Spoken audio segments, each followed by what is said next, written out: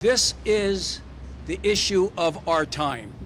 This case, Julian Assange. This is the gateway to the destruction of your jobs as journalists. If Julian Assange goes down, that's just the beginning. That is muzzling the First Amendment, and then everybody else is next. I can think of no reason to be here today at the British consulate other than that we had come here on several previous occasions to demand of the British government that it release Julius Assange from the notorious dungeons of the Belmarsh prison and to demand that it refuse the American empire's call to extradite Julian Assange to the United States. I was very struck driving up here in my car earlier today by the thousands and thousands and thousands of aimless, or maybe they're not aimless, I'm not sure what their aims are, but people on their iPhones going like that, walking down the streets or looking in shop windows or standing around or anyway continuing with their lives, completely unaware that there's a couple of hundred of us out here taking to the streets because thanks to people like Randy, we have recognized that there is something appalling going on in this country and also in the UK where I'm from. We have, all of us together, connived to incarcerate one of the great men of the 20th and 21st century, Julian Assange, a great journalist, a great mind, a great intellect, and also an entirely innocent man, innocent of any crime. The whole judicial legal process that they are trying to sell us, that Merrick Garland and Joe Biden and Blinken and all the rest of them, and the New York Times and the Washington Post and the Daily Mail and the Guardian newspaper in England and all the rest of the mainstream media, including MSNBC and Fox News and all the rest of these lying MFs, are trying to sell us this, that this has something to do with the law. It doesn't.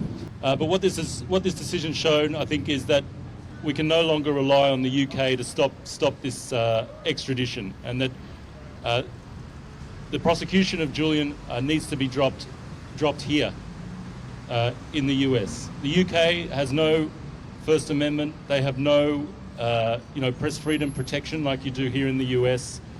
So we can't rely on them to stop this prosecution. I just want a massive thank you, obviously, to everybody who's come out today.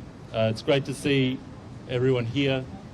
The case against Julian, the prosecution against Julian, which is the first of its kind under the Espionage Act. He's the first publisher and journalist to be charged under the 1917 Espionage Act. Until now, the Espionage Act has been for whistleblowers. It's only been whistleblowers being prosecuted. So this is it is an attack, like direct attack on press freedom, a direct attack on the First Amendment by the US DOJ, and it needs to be stopped. As many of you know from your own experiences of incarceration, the most important thing for a prisoner is an out date. Julian has never had an out date. It has always been and remains indefinite detention as he is hunted by the US and British governments and sold out by our own Australian government. Like Julian, I was a prisoner of the United States serving 13 months as a federal prisoner for my role in the New Year's Day 1991 disabling of a B-52 bomber at Griffiths Air Force Base in upstate New York. In truth, Julian remains a prisoner of the anti-war opposition to the UK-US war on Iraq that started over 30 years ago. I recall being with Phil Berrigan and others at the Pentagon on Hiroshima Day 1990, when Margaret Thatcher and George Bush Sr. gathered there and announced the genocidal sanctions on Iraq and the mobilization for war. The war on Iraq, of course, escalated in 2003 with the invasion and occupation. Last Friday, I watched the BBC coverage of Julian's sentencing. A person surely of Indian descent asked Rebecca Vincent of Reporters Without Borders excellent person, incredulously why it was that she did not accept the U.S. promise that Assange would not be jailed in America's worst prisons. I would call them gulags. But, quote, she said, America is a democratic country, the BBC reporter blathered. BBC, we should believe Biden's promises to Julian from the country that plotted to kill him? Welcome to today's know-nothing journalism. There's so much misinformation, and you know, this is, as you know, so important not just because of Assange, but because of what it means for us, for our kids, for the future of journalism. And I would question, the New York Times, the Washington Post had no problem publishing and commercializing and commodifying what Julian made available. And we don't hear anything from them now. And you would think that they would feel threatened for the future of what journalists are allowed to question. All of these trumped up charges and all of the hoopla, you know, clearly is a very vindictive time right now because it's not based on anything that's been proven. I'm kind of surprised that Biden doesn't have more empathy for Julian Assange, who's of course been locked up for so long, because as we all know, Biden himself was arrested and in prison for protesting, visiting, I believe he was visiting Nelson Mandela. That's his story, right? Of course, that's a lie, and that's one of the many reasons that Biden does not have empathy for Julian Assange, because Julian Assange is actually a truth teller. Not only does he tell the truth, but he exposes the truths that governments and corporations around the world are so invested in hiding. Came out that your brother had a mini stroke, I believe. How is his health right now? Because I know it's been deteriorating. Yeah, I mean, it's just another, you know, he's feeling the pressure, and it's immense, and it's years and years. It's been 11 years since he was first arrested in the UK. This is going to be his third Christmas in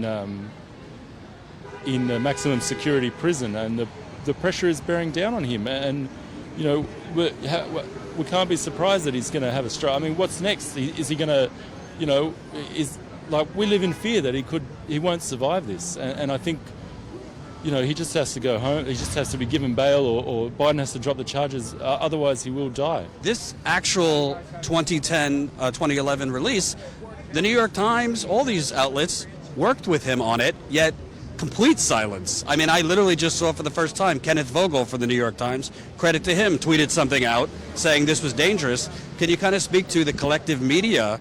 I mean, they're opening themselves up. Well, that's what I'm saying. This is the even bigger problem. That's really scary problem is not just if you like Julian Assange or if you want to go into his, but what it actually says going forward as a warning, as making a point to journalists of what it's the same with the Stephen Donziger case, you know, in terms of activists that deal environmentally or deal with lawyers that are involved taking on corporations. So this means that if we don't have, you know, if we don't have information, if we don't have journalists, how do we go forward? And this is a really scary, scary thing that's happening right now.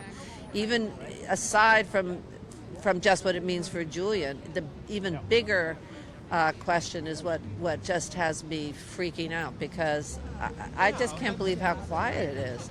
You know, somehow also it has to do because of them being blamed for Trump or defeating Hillary, that's now you're on a red team or a blue team. And again, and this goes for everybody. This is, you know, it shouldn't matter if you're blue or red state.